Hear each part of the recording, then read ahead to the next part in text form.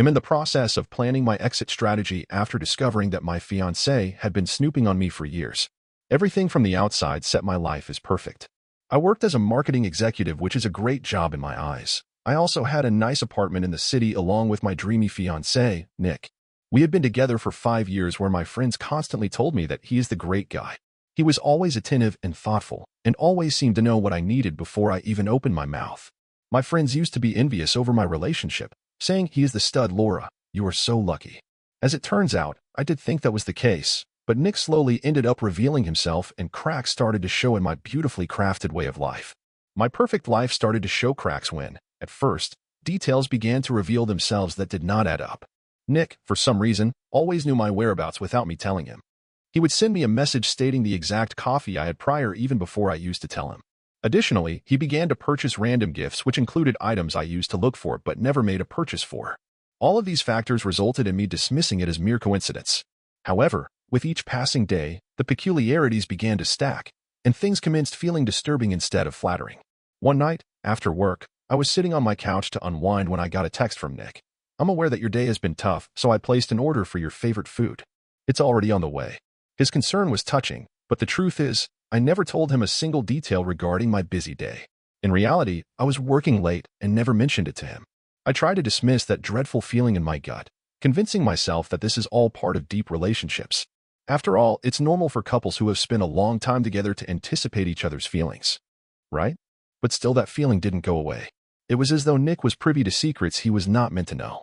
A few weeks beyond that, something took place that validated my greatest fears. Nick was away for business, and I was browsing through some old images on my phone. That's when I saw it, a gallery of photos that I had no recollection of capturing. My heart skipped a beat when I tapped on it.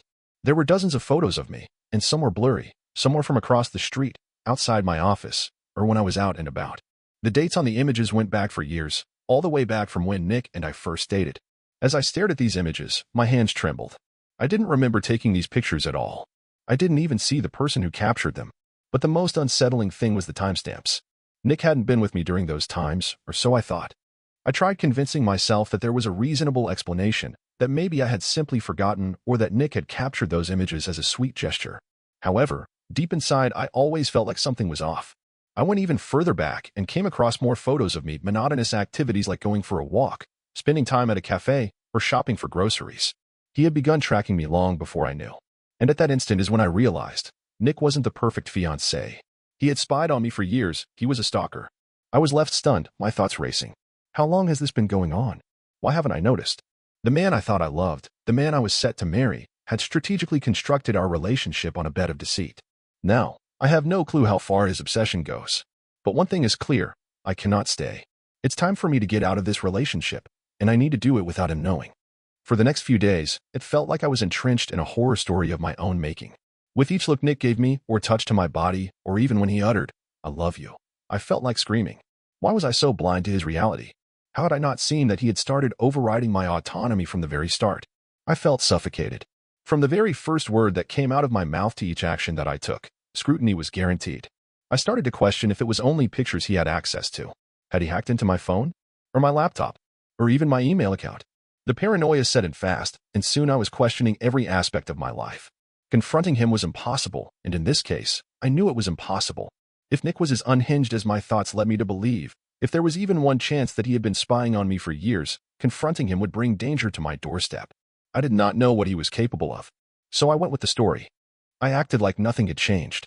Whenever he kissed me, I smiled. I laughed whenever he made a joke. I behaved like life was normal. But deep down, I was hatching a plan to leave.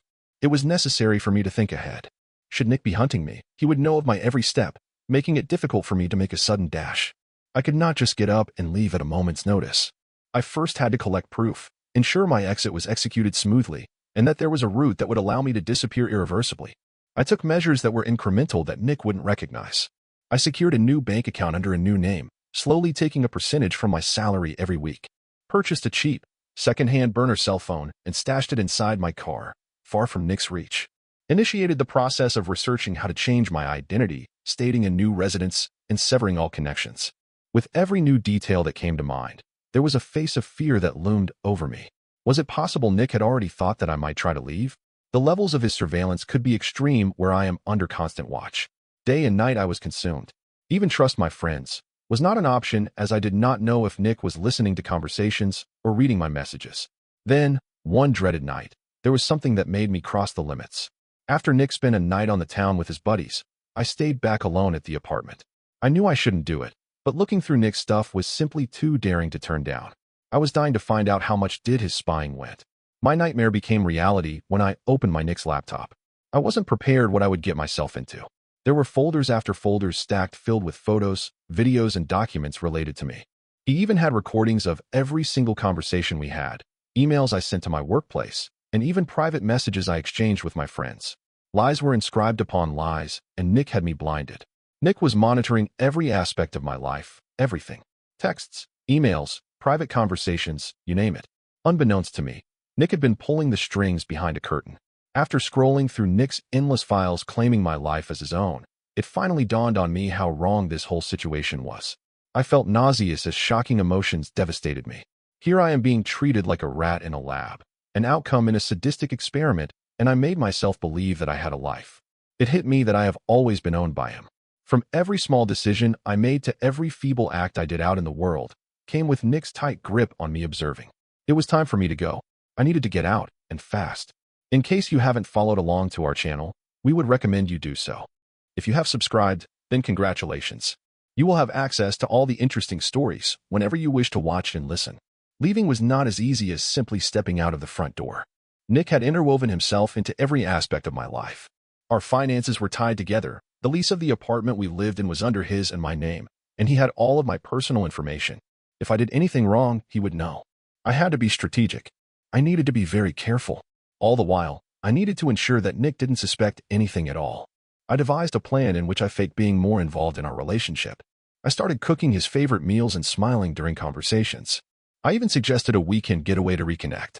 At the same time, I started collecting all the resources I required for my plan. I reached out to an old college friend, Samantha, who lived across the country. I told her the situation in vague terms since Nick might have been spying on my messages, but she understood enough to let me stay with her. It's time to start using the laptop monitoring features I managed to get my hands on. First, I snapped some screenshots of his folders, transferred a few files to a flash drive, and documented my findings.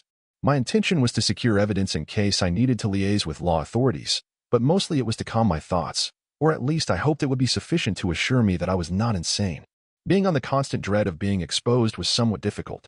Nick's gaze felt penetrating at holiday gatherings, so I strongly suspected he knew about my grotesque actions. The buzzing of my phone increased my worries. What if it was Nick texting me to declare that he had uncovered everything? But succumbing to fear was never an option. The final part of the plan was the simplest: get out the house and look for a new place while Nick was away.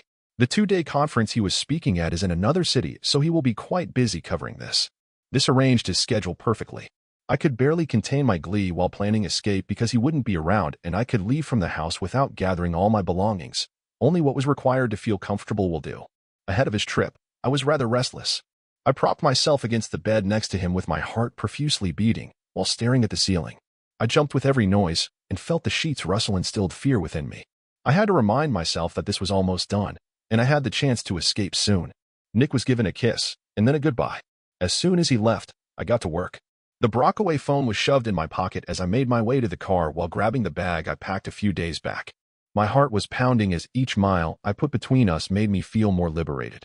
I was euphoric, but terrified that Nick would end up discovering me.